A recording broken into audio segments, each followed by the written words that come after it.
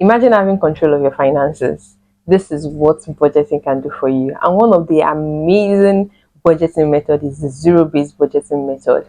It can help you simplify your finances, give every money a purpose, and help you to properly manage your finances. And that is what we're going to be talking about in this video. How to create a zero-based budget that will work for you. My name is Abiola Olugbenga, and on this channel, I create content that will help you to improve your finances and also deepen your relationship with God. If you're seeing this video for the first time, thank you for stopping by. And if you're a returning viewer, thank you so much for your love and your support. Kindly subscribe, click on the bell notification, like and share if you haven't done so. Thank you so much. As I said in today's video, we're talking about zero-based budget and how to easily create one that will work for you. To start with, I'm going to define what a zero-based budget is all about. A zero-based budget is a money plan that gives every money a sense of purpose. Isn't that amazing?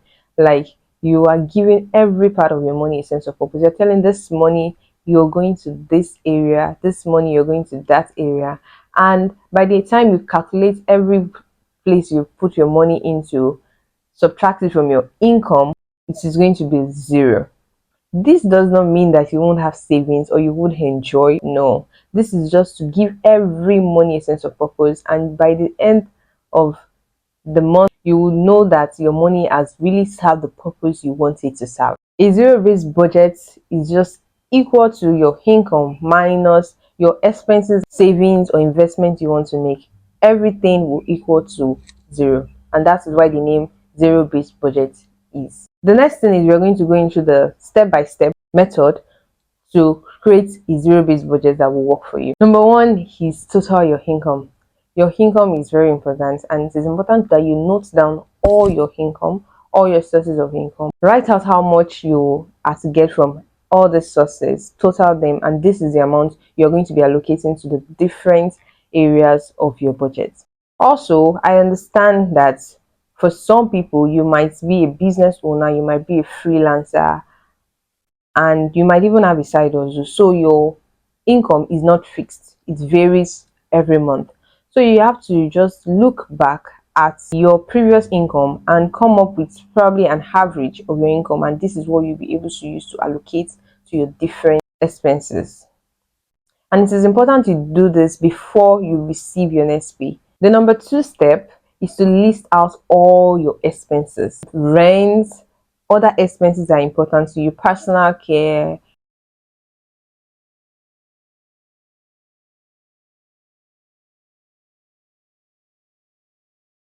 and in this area too, you include your savings, your investments, your debt repayments. Yes, all this should just be included. Everything you want to use your money for, everything you want to dedicate your money towards, write out everything in this aspect.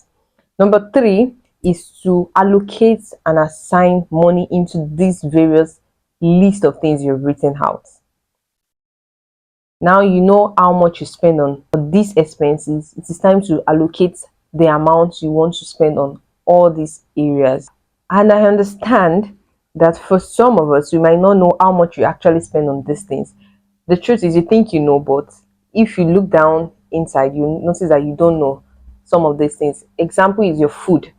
You think you're spending this amount of food, but when you look in, actually you notice you're spending way more. Food is one area that we mostly overspend on, and you might say, yeah, I have to eat. Yes, eating is very important, food is very important, and we calculate eating out in our category.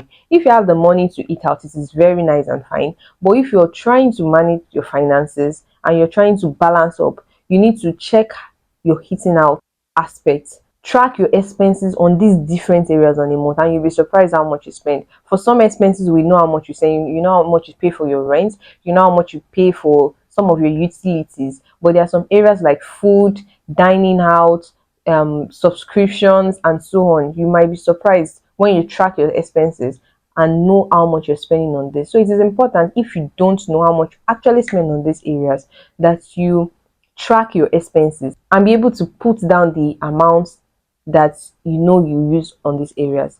Also, it is important to know that there is inflation, but this does not mean that you shouldn't budget for all these areas.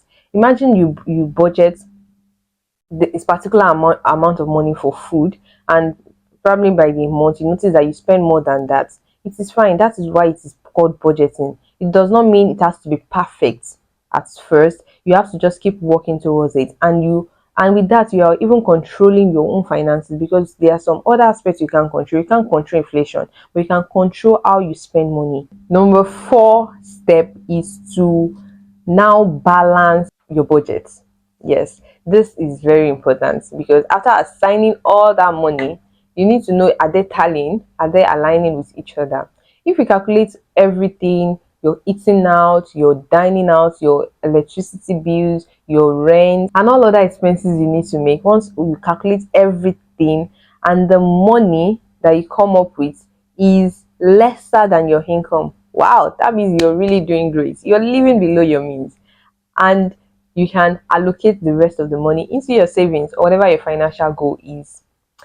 But most times and most of the cases, when you calculate this money, you will notice and realize that this money is more than your income.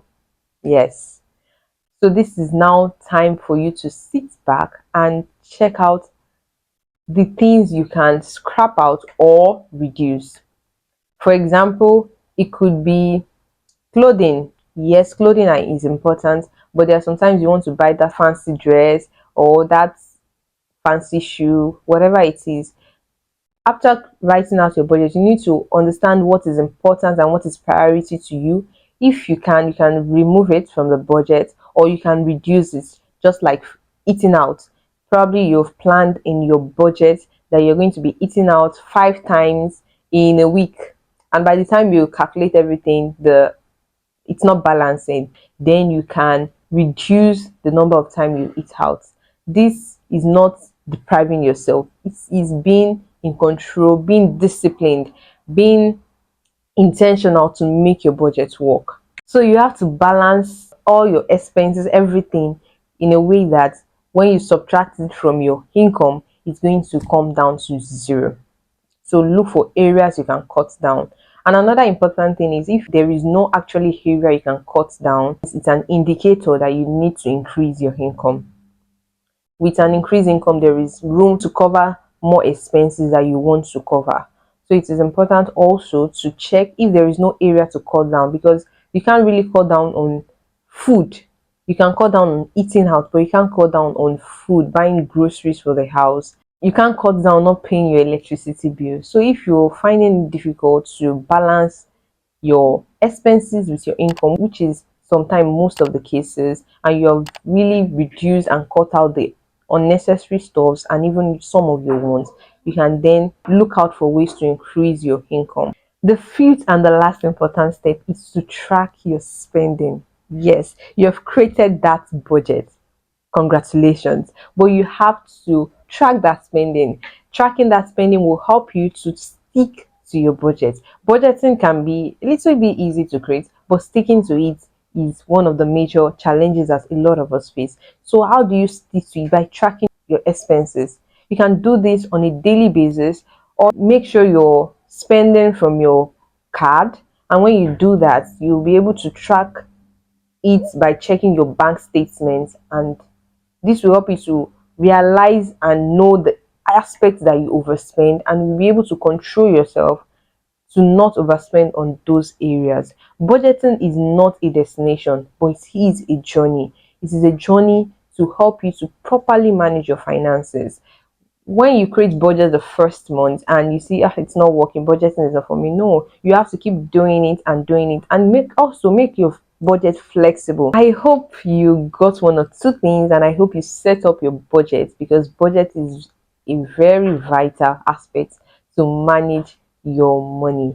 So I hope you craft out your budget if you have not done that already, and not just leave it to luck or anything. You have to be in control of your finances. You definitely want to be in control. If you're still finding it difficult to create your budget, you can check out my last video where I talk about the 5 elements of a budget, and this will really help you to draft your budget. I also have a budgeting template that can help you. I'll link it down in the description below, so you can check it out. It will help you, guide you in creating your own budget. Thank you so much for watching. Till I see you in my next video.